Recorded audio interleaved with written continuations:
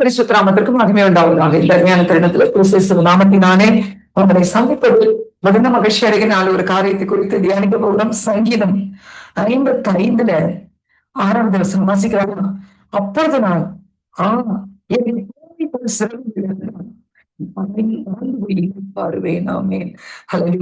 கத்திரி பிள்ளைகளை தாவீது இல்லைங்களா, புறவை போல் சிறகுகள் இருந்தால் பறந்து போய் இலை பாருவேன். எப்படிங்க? தூரமா போயிடணும், யாரு கண்ணுக்கும் தெரியாம இடத்துக்கு போயிடணும் அப்படின்னு யோசிச்சிருக்கீங்களா? எப்பயாவது பிராந்தத்துக்கு போயிடணும், யாருமே என்ன பார்க்க கூடாது, யாருமே இல்லாத இடத்துல இருக்கணும் இப்படி நீங்க யோசிச்சிருக்கீங்களா? உபத்திரப்பட்டவங்க அத்தனை பேர் யோசிக்கிற யோசனை இதுதான். மனுஷங்க முகத்திலே மெடிக்க பிடிக்கல அப்படின்னு சொல்ல கேள்விப்பட்டிருக்கேன், யோசிச்சிருக்கிறேன். அப்ப இன்னைக்கு எத்தனை பரிசுத்தவான்களோட யோசிச்சிருக்கிறாங்கல்ல. வேண்டாம், எளிய என்ன செஞ்சாரு? யாருமே வேண்டாம், சூரியச்செடியின் அடியில் கீழ் போய் படுத்துக் கொண்டார். ஏன் சூரியச்செடியின் அடியில் கீழ் படுத்துக் கொள்ளுகிறார்? அந்த சூரிய செடியின் கீழிருந்து வருகிற காற்று, சூரிய செடியிலிருந்து வருகிற காற்று விஷத்தன்மை உள்ளது. அது என்ன செய்யுங்க, கொஞ்ச நேரத்துல அது மொத்தமா அந்த இடத்துல இருக்கிறவங்க மூச்சடிக்க செய்யும், மறிச்சு போக செய்யும். அதனாலதான் அவர் அங்க போய் படுத்துக்கொண்டார். படுத்துக்கொண்டே போதும், என் பிதாக்களை காட்டில நான் நல்லவன் என்ன அப்படின்னு சொல்லி ஆண்டவர்கிட்ட முறையிடுவார். இன்னொரு காரியம், அது வேற விதமான டீப்பான காரியம். அப்ப இங்க என்ன அப்படின்னு பாத்தீங்கன்னா, இந்த உத்தரம் தாங்க முடியாம எனக்கு புறாவை போல சரணிகள் இருந்தா நான் எங்கேயாவது போய் இலை பாருவேன், எங்கிட்டாவது உட்கார்ந்துருப்பேன், யாரு கண்ணுக்கும் படாம நான் வாழ்ந்துருவேன் அப்படின்னு தாவீது சொல்றார். கத்திரி பிள்ளைகளையே இப்படி சொல்றாரு. அதுக்கு மேல் வசனம் சொல்லுகிறது, பயமும் நடுக்கமும் என்னை பிடித்தது, அறுதலிப்பு என்னை மூச்சு. பயம் நடுக்க ஒரு பக்கம் துரத்துறாங்க, உயிர் பயம், நான் பயம் நடுக்க ஒரு பக்கம், எப்படியும் பிடிச்சிருவாங்களோட நடுக்கும், அறுதலிப்பு மற்றவர்களை பார்க்கும்போது ஏற்படுவது, இதெல்லாம் இருக்கிறது. சுற்றிலும் இதுதான் இருக்கு. அப்ப இதனாலதான் அவர் சொல்றாரு, இப்படி பயமும் நடுக்கும் அறுதலிப்புமா இருப்பதை காட்டிலும் நான் பறந்து போய் எங்காவது நான் இளைப்பாறலாம் இல்ல அப்படின்னு ஆண்டவரை பார்த்து கேட்கிறாரு. ஆண்டவரை நோக்கிதான் கேட்கிறாரு, யோசிக்கல, சொல்லல. யாரை பார்த்து பேசிட்டு இருக்காரு? தெய்வாதி தேவனை பார்த்து இவர் பேசிக்கொண்டு இருக்கிற சங்கீதம் தான் இது. அவருடைய கத்திரை பிள்ளைகளை ஒருவேளை அப்படிப்பட்ட உபத்திரத்துல பாடுகளத்துல நீங்க இருக்கீங்களா? ஆண்டவர்கிட்ட கரங்களை ஊற்றி சொல்லுங்க, நீங்க பார்த்துக்கிட்டு இருக்கீங்களா? செய்யுங்க. கேட்கும்போது கர்த்தர் என்ன செய்வாங்க? அந்த பயம், திகழ், நடுக்கும், அருகிலுக்கு இதுக்கு மத்தியில இருந்தா கர்த்தர் நம்ம விடுவித்து பாதுகாத்துக் கொள்வார். செலுத்தலாமா? நல்ல தெய்வமே, நான் என் வார்த்தைகளுக்கு நன்றி.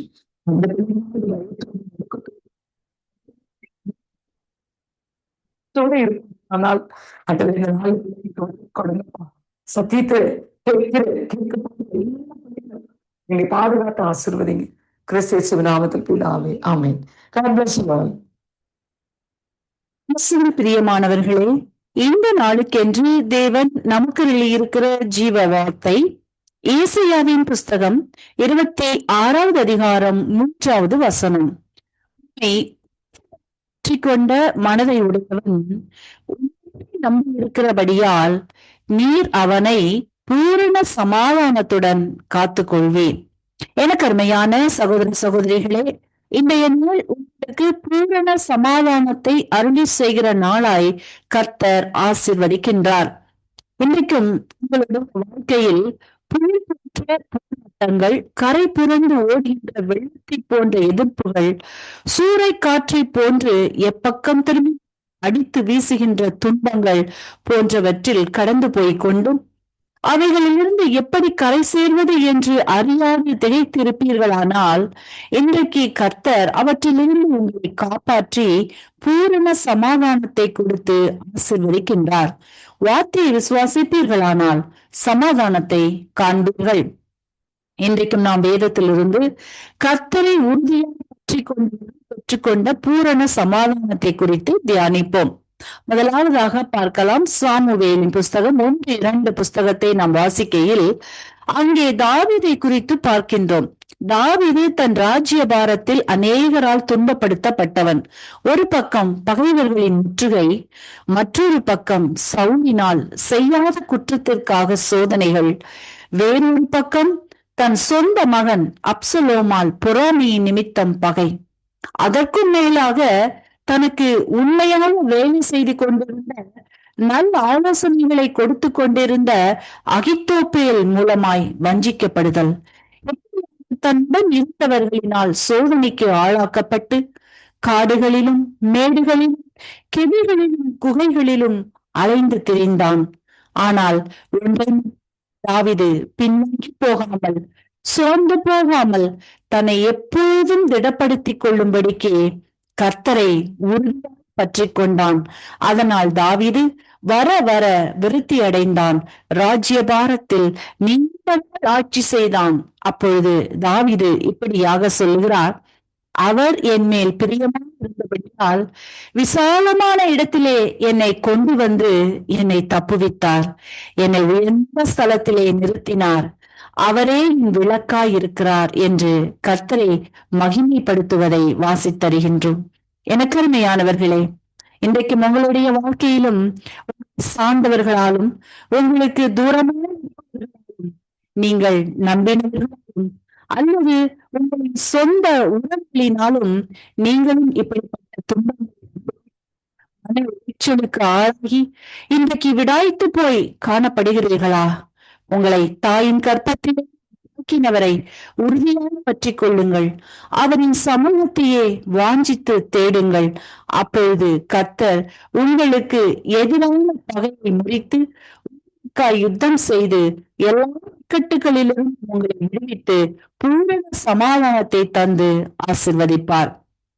இரண்டாவதாக பார்க்கலாம், தானியேலின் புஸ்தகத்தை நாம் வாசிக்கையில் அங்கே ஞானிகளுக்கு ஞானத்தையும் அறிவாளிகளுக்கு அறிவையும் கொடுக்கிறவர் தானியேலுக்கு அப்படிப்பட்ட ஞானத்தையும் மறைபொருளை வெளிப்படுத்துகின்ற அறிவையும் கொடுத்தார். அதோடு இல்லாமல் தானியேலுக்குள் விசேஷித்த ஆவியையும் கொடுத்திருந்தமையினால் தானியேல் மீது பொறாமை கொண்டவர்கள் தானியேலை குற்றப்படுத்தும்படிக்கு முகாந்திரம் தேடி பல வழிகளில் சோதனைக்கு உட்படுத்தினார்கள். விக்கிரகங்களுக்கு படைத்ததை உண்மைக்கும் ஜபம் பண்ணுவதை துன்பப்படுத்தி சிங்கத்தின் கெபியிலே போடுகிற அளவுக்கு அவனுக்கு தீங்கு செய்து அதையும் நிறைவேற்றினார்கள். எல்லா சூழ்நிலைகளிலும் தானியேல் கர்த்தரை விடாது பற்றி கொண்டு அவரையே நம்பியிருந்தமையினால் உயர்த்தப்பட்டான். பகைவர்கள் அழிக்கப்பட்டனர் என்பதை வாசித்தருகின்றோம். இன்றைக்கும் அநேகருடைய வாழ்க்கையில், குடும்பத்தில், இடங்களில், சமுதாயத்தில், ஊழியத்தில் நம்மை சுற்றி பொறாமைக்காரர்களும் போட்டியாளர்களும் காணப்பட்டு கொண்டுதான் இருக்கிறார்கள். பொறாமையின் எதிர்கொள்கிற பிரச்சனைகள், சூழ்நிலைகளும் தேவனுக்கு பயந்து நடந்தும் இருக்கிறோமே. ஆனாலும் நமக்கு ஏன் இவ்வளவு சோதனைகள், ஏமாற்றங்கள், மனதில் உண்டான காயங்கள் என்று அங்கலாய்த்து கொண்டிருக்கிறவர்களே, இன்றைக்கு கர்த்தர் சொல்லுகின்றார், உத்தமனுக்கு கர்த்தர் துணை என்று. உன் பொறுமையை, உன் சகிப்புத்தன்மையை, உன் கிரியையை, பொல்லாதவர்களை சகிக்க கூடாமல் இருந்தும் சகிக்கிறதையும் நான் அறிந்திருக்கிறேன்.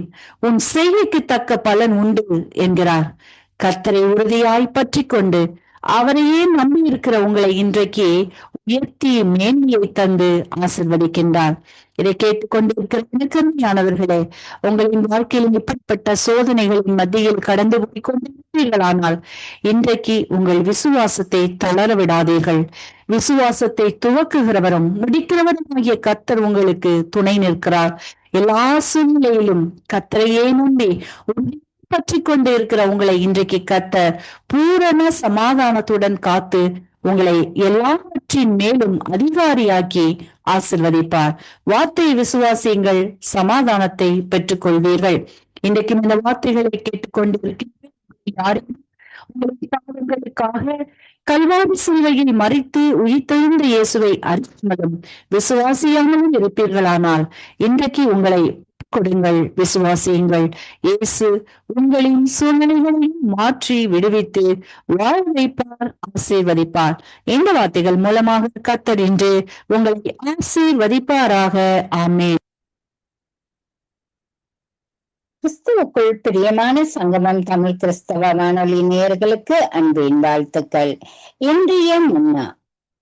இரக்கம் உள்ளவர்கள் பாக்கியவான்கள், அவர்கள் இரக்கம் பெறுவார்கள். மத்தேயு 5:7.